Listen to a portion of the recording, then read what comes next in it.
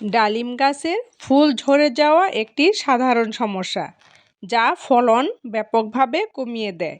এ সমস্যার পিছনে পরিবেশগত প্রভাব, পুষ্টির ঘাটতি এবং রোগবালাই।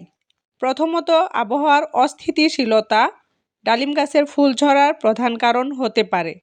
বিশেষত অতিরিক্ত তাপমাত্রা বা শীতল বাতাস গাছের ফুল ধরে রাখতে ব্যাহত করে। গরমকালে পর্যাপ্ত পানি না দিলে গাছের ফুল ঝরে যায়।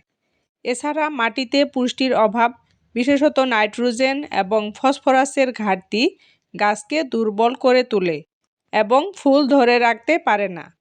ডালিম গাছের শিকড় যদি ঠিকভাবে পুষ্টি গ্রহণ না করতে পারে, তাহলে ফুল ঝরে যায়। অপরদিকে গাছের পোকামাকড় আক্রমণ, যেমন থ্রিপস বা অ্যাফিড, ফুলের পাপড়ি এবং কুঁড়ি ক্ষতিগ্রস্ত করে। তাই ডালিম গাছের ফলন ব্যাহত হয়। সুতরাং ডালিম গাছে অনেক ফুল আসলেও ফুলগুলো ঝরে যায় এবং ফল কম ধরে।